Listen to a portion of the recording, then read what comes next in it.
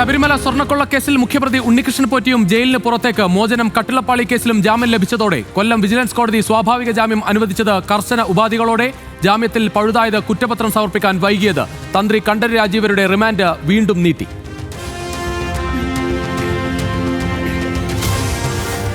ജാമ്യത്തിൽ പുറത്തിറങ്ങുന്ന പോറ്റിയെ പൂട്ടാനുറച്ച് ED. Jail മോചിതനായാൽ ഉടൻ ചോദ്യം ചെയ്യാൻ നീക്കം. ഇന്ന് തന്നെ സമൻസ് നൽകും. തന്ത്രി കണ്ഠരര് രാജീവര് പണം നിക്ഷേപിച്ച തിരുവല്ലയിലെ സ്വകാര്യ സ്ഥാപനത്തിലും ഉടമയുടെ വീട്ടിലും ED റെയ്ഡ്.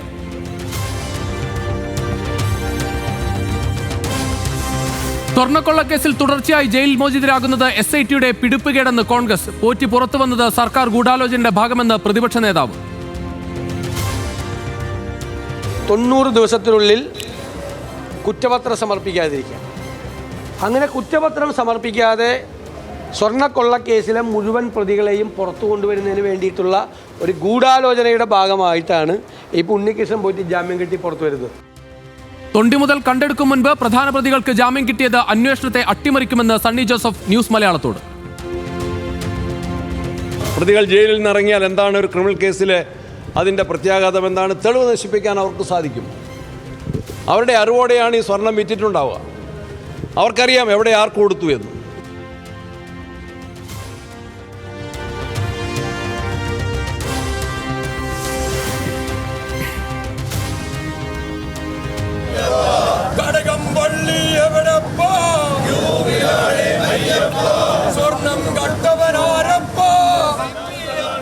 സ്വർണ്ണക്കൊള്ളയിലെ പ്രതിപക്ഷ പ്രതിഷേധത്തിൽ ഇന്നും സ്തംഭിച്ച് നിയമസഭ. സഭയ്ക്ക് പുറത്തും പ്രതിഷേധത്തിന്റെ മൂർച്ച കൂട്ടി പ്രതിപക്ഷം. പ്രതികൾ ജാമ്യം ലഭിച്ച് പുറത്തിറങ്ങിയാൽ തുമ്പ് എന്തെങ്കിലും ബാക്കി ഉണ്ടാകുമോ എന്ന് പ്രതിപക്ഷ നേതാവ്.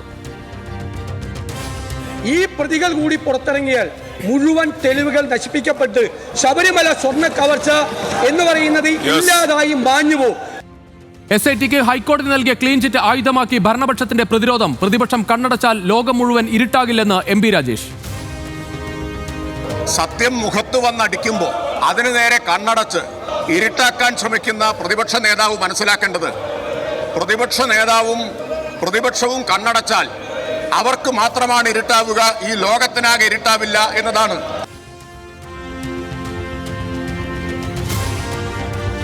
തുടർച്ചയായ സഭാസ്തംഭനത്തിൽ പ്രതിപക്ഷത്തിന് സ്പീക്കറുടെ രൂക്ഷ വിമർശനം. ചെയറിനെ പ്രതിപക്ഷം തെരുവിലിട്ട് അലക്കുന്നു. സ്പീക്കർ ആകാശത്ത് നിന്നും പൊട്ടിവീണതല്ല.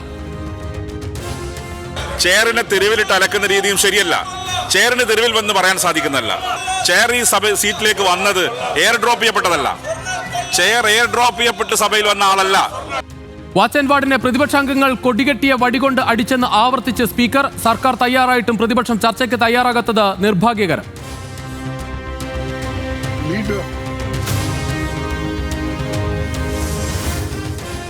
And he wanted to speak about the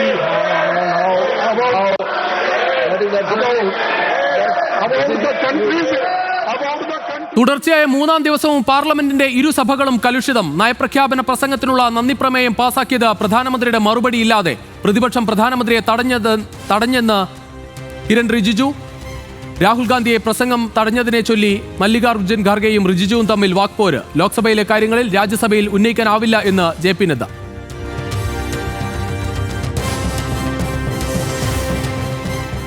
സമസ്തയിലെ league വിരുദ്ധ പക്ഷ നേതാവ് ഉമർ ഫൈസി മുക്കത്തെ ഉൾപ്പെടുത്തി വഖഫ് ബോർഡ് പുനഃസംഘടിപ്പിച്ച സംസ്ഥാന സർക്കാർ.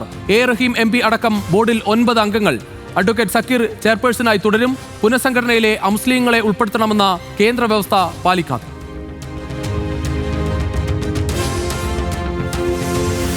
പാലക്കാട് മണ്ഡലത്തിൽ ശോഭാ സുരേന്ദ്രൻ BJP സ്ഥാനാർത്ഥിയായേക്കും. മലമ്പുഴയിൽ C കൃഷ്ണകുമാറിനും ഒറ്റപ്പാലത്ത് E കൃഷ്ണകുമാറിനും സാധ്യത.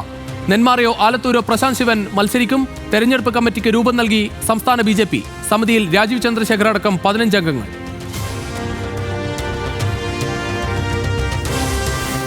UDF-ലെത്തിയ CK ജാനുവിന് വീണ്ടും അവഗണന. ജനാധിപത്യ രാഷ്ട്രീയ പാർട്ടിക്ക് സീറ്റില്ലെന്ന് VD സതീശൻ അറിയിച്ചെന്ന് ജാനു. അവഗണനയ്ക്ക് എതിരെ രാഹുൽ ഗാന്ധിക്ക് കത്ത്.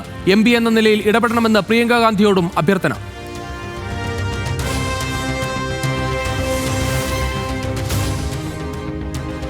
RJD കോഴിക്കോട് ജില്ലാ ഘടകം പിളർപ്പിലേക്ക്. ഇടതുബന്ധം അവസാനിപ്പിക്കണമെന്ന് ഒരു വിഭാഗം. വിഭാഗീയ നീക്കം സംസ്ഥാന സെക്രട്ടറി കിഷൻ ചന്ദിന്റെ നേതൃത്വത്തിൽ. CPIM വോട്ട് മറിച്ച് രാഷ്ട്രീയ പ്രസ്ഥാനമെന്ന് കിഷൻ ചന്ദ്.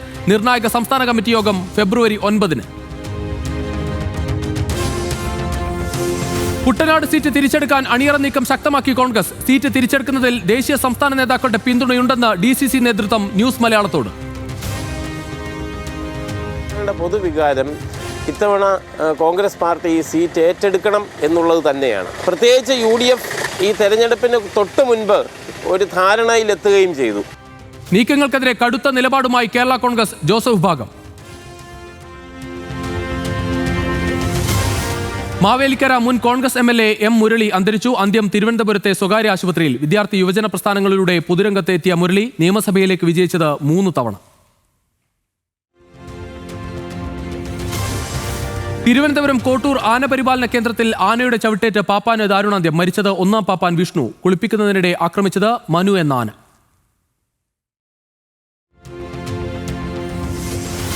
ഡോക്ടർ CJ റോയിയുടെ മരണത്തിൽ വിശദീകരണവുമായി കോൺഫിഡന്റ് ഗ്രൂപ്പ്. ആരുടെയും കള്ളപ്പണം സ്വീകരിച്ചിട്ടില്ലെന്ന് MD TA ജോസഫ്. മരണശേഷവും റോയിയെ ചിലർ വേട്ടയാടുന്നു. ചെയർമാന്റെ മരണം കമ്പനിയുടെ മുന്നോട്ടുള്ള പ്രവർത്തനത്തെ ബാധിക്കില്ലെന്നും മാനേജ്മെന്റ്. ഒരാളുടെ പൈസയോ ഇൻവെസ്റ്റേഴ്സിന്റെ പൈസയോ കള്ളക്കടത്ത് പണമോ അല്ലെങ്കിൽ അവിടുത്തെ പണമോ ഇവിടുത്തെ പണമൊന്നും ഇവിടെ ഇല്ല ഇല്ല ഇല്ല ഇല്ല.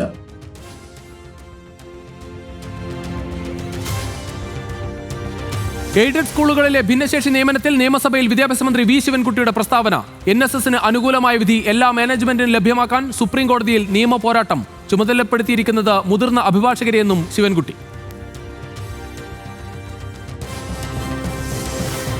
കേരളയിലായി സാമൂഹികാഘാത പഠനം നടത്തിയ ഏജൻസിക്ക് വർഷങ്ങളായിട്ടും പണം നൽകിയില്ലെന്ന് പരാതി. VK കൺസൾട്ടൻസിക്ക് ലഭിക്കാനുള്ളത് ലക്ഷങ്ങൾ. മഞ്ഞക്കുറ്റി സ്ഥാപിച്ച് പഠനം നടത്തിയത് കോഴിക്കോട്, മലപ്പുറം ജില്ലകളിൽ.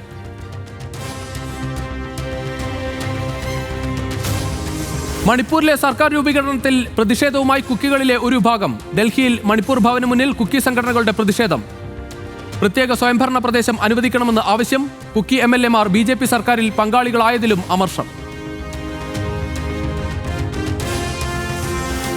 ആവർത്തിക്കുന്ന വിമാന റദ്ദാക്കലിലും നിരക്ക് വർധനയിലും ഇൻഡിഗോ എയർലൈൻസിനെതിരെ അന്വേഷണത്തിന് ഉത്തരവിട്ട് competition commission of India.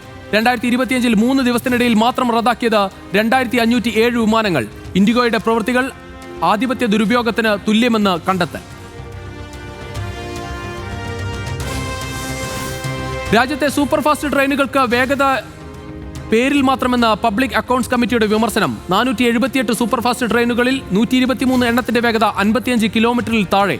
വേഗമില്ലാത്ത ട്രെയിനുകൾക്ക് superfast എന്ന് പേര് നൽകി ഈടാക്കുന്നത് അധിക നിരക്ക്.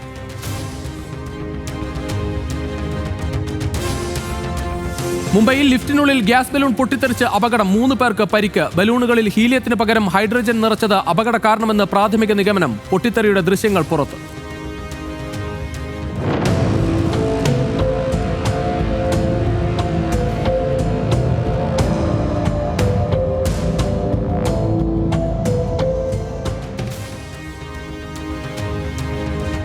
ഇറാൻ US ആണവ ചർച്ച നാളെ ഒമാൻ തലസ്ഥാനമായ മസ്കറ്റിൽ. തുർക്കിയിൽ നിന്നും ചർച്ച മാറ്റിയത് ഇറാന്റെ ആവശ്യപ്രകാരം. ചർച്ചകൾ പരാജയപ്പെട്ടാൽ ശക്തമായ തിരിച്ചടിയെന്ന് ട്രംപിന്റെ മുന്നറിയിപ്പ്.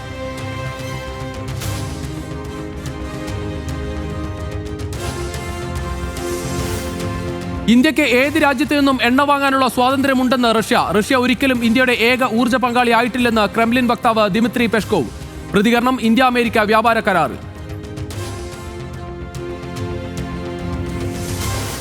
US പത്രം വാഷിംഗ്ടൺ പോസ്റ്റിൽ ചരിത്രത്തിലെ ഏറ്റവും വലിയ കൂട്ടപ്പിരിച്ചുവിടൽ. തൊഴിൽ നഷ്ടപ്പെട്ടത് മാധ്യമപ്രവർത്തകരടക്കം 400 പേർക്ക്. ശശി തരൂരിന്റെ മകൻ ഇഷാൻ തരൂരിനും ജോലി നഷ്ടമായി. ന്യൂസ് റൂമിനെ ഓർത്ത് ഹൃദയം വേദനിക്കുന്നുവെന്ന് ഇഷാൻ.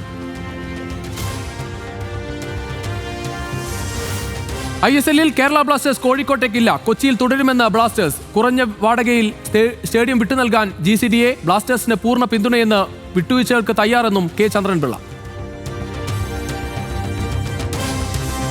2020 ലോകകപ്പിൽ ഇന്ത്യക്കെതിരെ മത്സരിക്കില്ലെന്ന നിലപാടിൽ ഉറച്ച് പാകിസ്ഥാൻ. ഗ്രൂപ്പ് ഘട്ട മത്സരം ഉപേക്ഷിക്കുമെന്ന് ആവർത്തിച്ച് പാക് പ്രധാനമന്ത്രി. നിലപാട് വ്യക്തമാക്കിയത് ICC കർശന നടപടിയെടുക്കുമെന്ന വാർത്തകൾക്ക് പിന്നാലെ.